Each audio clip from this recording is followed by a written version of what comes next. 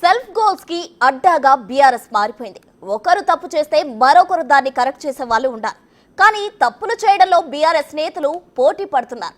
అధికారం కోల్పోయారనే ఫ్రస్ట్రేషన్ లో ఏం మాట్లాడుతున్నారో అర్థం కావడం లేదని కాంగ్రెస్ చేస్తున్న ఆరోపణలు బీఆర్ఎస్ నిజం చేస్తుంది.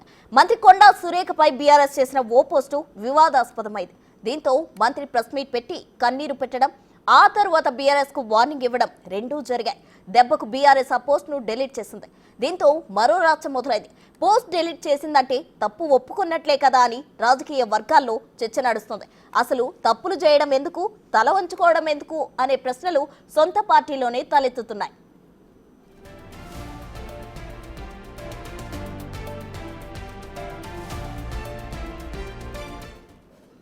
రీసెంట్ గా ఓ కార్యక్రమంలో చేనేత కార్మికుల సమస్య పరిష్కరించాలని కోరుతూ బీజేపీ ఎంపీ రఘునందన్ రావు కొండా సురేఖకు మెడలో నూలుపోగు వేశారు. చేనేత కార్మికుల సమస్యలకు గుర్తుగా ఆ క్లాత్ ఇచ్చారు. కానీ బీఆర్ఎస్ శ్రేణులు దాన్ని తప్పుగా చిత్రీకరించారు. కళ్యాణ లక్ష్మి చెక్కుల పంపిణీ అంటూ సమాజం తలదించుకునేలా పోస్టు పెట్టారు.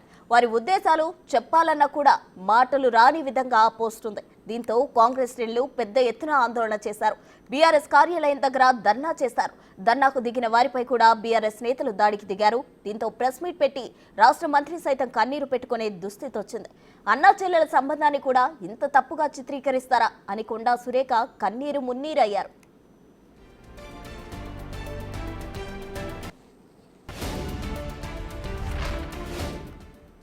బీఆర్ఎస్ చేష్టలు మితిమీరాయని ఆగ్రహం వ్యక్తం చేశారు మంత్రి. కేటీఆర్, హరీష్ రావు, కేసీఆర్ ను మాత్రమే కాకుండా వారి ఇంట్లో మహిళలను కూడా కొండా సురేఖ ప్రశ్నించారు.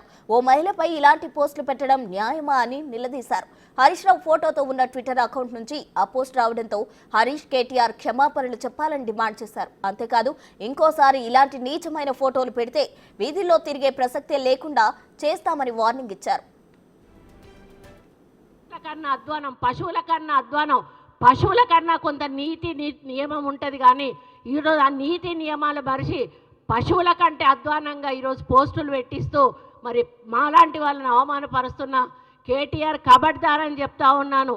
ఇక ముందు మీ సోషల్ మీడియాలో ఇట్లాంటి పోస్టులు పెడితే క్షమించేది లేదు అని కూడా చెప్తా ఉన్నాను.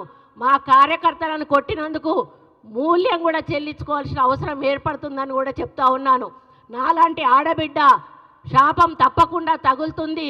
నా జీవితంలో ఈ రోజు వరకు నాకు ఒక చిన్న మచ్చ కూడా నా రాజకీయ జీవితంలో లేదు. నేనంటే ప్రతి పార్టీలోని నాయకులు కూడా నన్ను గౌరవిస్తారు.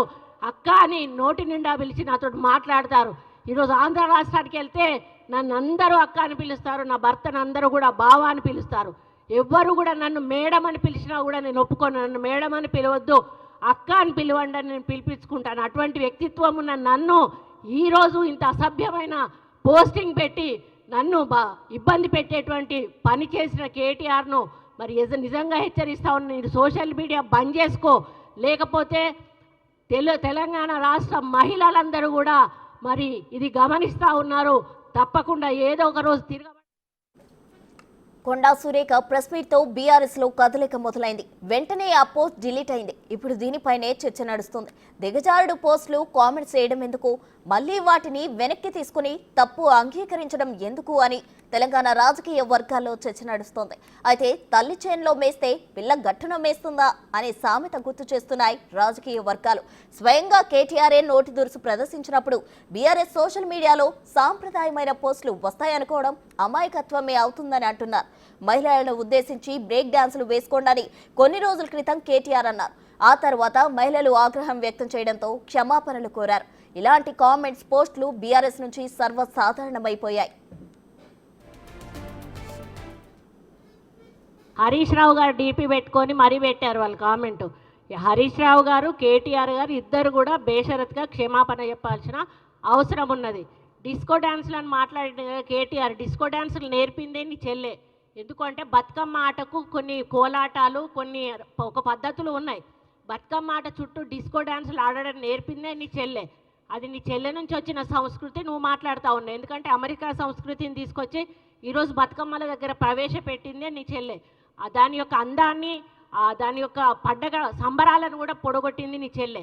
అటువంటి అలవాట్లు మీ కుటుంబంలో ఉన్నాయి. అది ఇతరుల మీద రుద్దే ప్రయత్నం చేస్తాను. కాబట్టి బేషరత్గా క్షమాపణ చెప్పాలి. చెప్పకపోతే తప్పకుండా తగిన యాక్షన్ ప్రభుత్వం నుంచి తీసుకోవడం జరుగుతుందని తెలియజేస్తుంది.